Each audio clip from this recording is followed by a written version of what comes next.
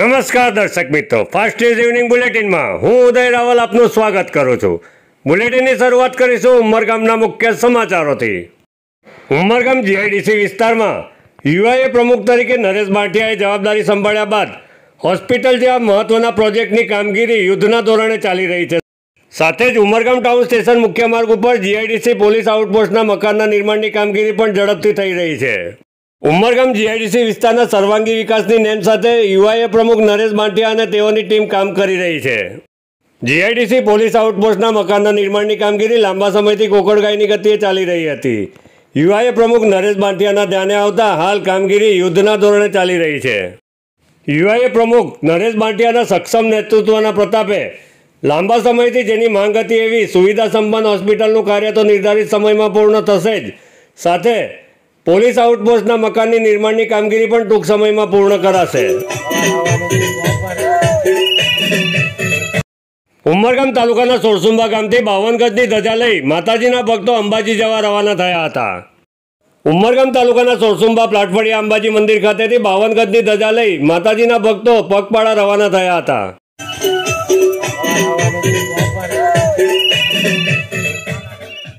GIDC સાર્વજનિક ઉત્સવ મંડળ દ્વારા ગણેશ ઉત્સવની ભક્તિભાવપૂર્વક ઉજવણી કરવામાં આવી હતી।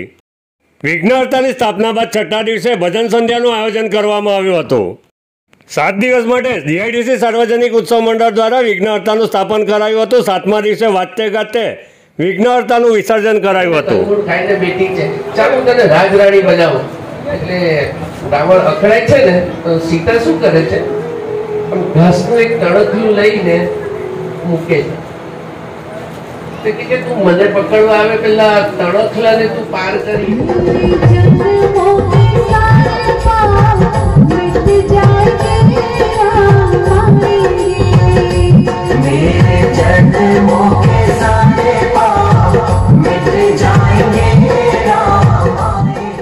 શુક્રવારના રોજ મોડી સાંજે ગણપતિ બાપાના વિસર્જનમાં મોટી સંખ્યામાં ભક્તો ઉમટી પડ્યા હતા।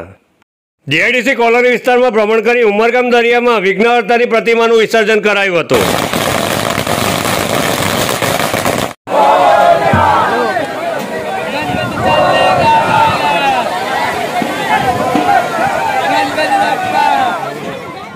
વલસાડ જિલ્લા કલેક્ટર નૈમેશ દવેએ ગણેશ ઉત્સવની ઉજવણી દરમિયાન વેસ્ટમાંથી બેસ્ટના કોન્સેપ્ટને અનુસરી એનજીઓ સાથે મળી ગણપતિ બાપાને ચડાવવામાં આવતા ફૂલોનું રિસાયકલ કરી તેમાંથી ગણપતિ બાપાના સિક્કા તૈયાર કરવાનું આયોજન કર્યું છે।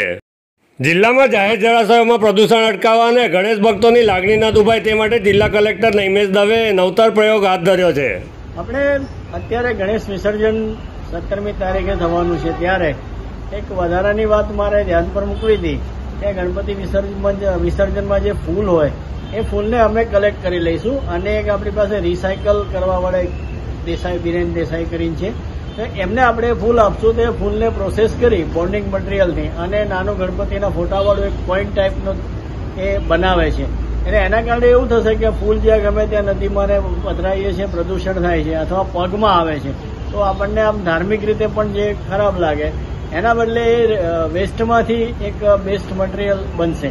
સાથે સાથે ગણપતિની જે મૂર્તિઓ હશે એ નદીમાં, આપણા જે દરિયામાં કે ડિસ્પોઝલ પોઈન્ટ જ્યાં આપણે વિસર્જન કર્યું હશે એ સમયાંતરે દરિયામાંથી ને બહાર આવતી હોય અને ગમે ત્યાં પછી એ મૂર્તિ હોય તો એ મૂર્તિઓ પણ અમે કલેક્ટ કરી અને રિસાયકલ માટે આપી દઈશું। એટલે એના પીઓપી મટીરિયલમાંથી એ ઘણું બધું વેસ્ટ મટીરિયલમાંથી એ લોકો બનાવશે, એટલે આ ગણપતિની મૂર્તિ જે પણ હોય એ પણ આપણે એનું ડિસ્પોઝલ પ્રોપર થાય એવું એક આયોજન કર્યું છે। ભારતની આઝાદીના 77 વર્ષ બાદ દમણ દીવના સાંસદ ઉમેશભાઈ પટેલને બ્રિટિશ સંસદમાં ભારતનું પ્રતિનિધિત્વ કરવાનો અવસર પ્રાપ્ત થયો હતો। બ્રિટિશ સંસદમાં આયોજિત ઇન્ડો યુરોપિયન ઇન્ટરનેશનલ બિઝનેસ કોન્ક્લેવમાં ભારતના પ્રતિનિધિ તરીકે ગુડ ગવર્નન્સ સુશાસન વિષય ઉપર લોકોનું ધ્યાન દોર્યું હતું। સુશાસનને અનુસરી ભારત સરકાર દ્વારા લેવાયેલા મહત્વના નિર્ણયો અને તેના પરિણામો વિશે ઉપસ્થિતોને સાંસદ ઉમેશભાઈ પટેલે અવગત કર્યા હતા। સાંસદ ઉમેશભાઈ પટેલે વધુમાં જણાવ્યું હતું કે કોરોના મહામારીનો સફળતાપૂર્વક સામનો કરી ભારત દેશે સુશાસનનો વિશ્વને પરિચય કરાવ્યો હતો। બ્રિટિશ સંસદમાં દમણ દીવના સાંસદ ઉમેશભાઈ પટેલે સુશાસન વિષય ઉપર ભારતનું મજબૂત પ્રતિનિધિત્વ કરી લોકોને પ્રભાવિત કર્યા હતા।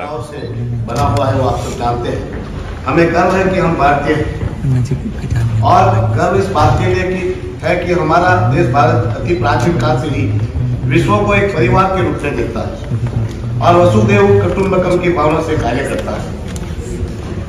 हमारे भारत की महान परंपरा है कि परंपराओं के तहत हर व्यक्ति की सुरक्षा एवं सलामती को हम अपना कर्तव्य ही नहीं बल्कि अपना धर्म समझते हैं।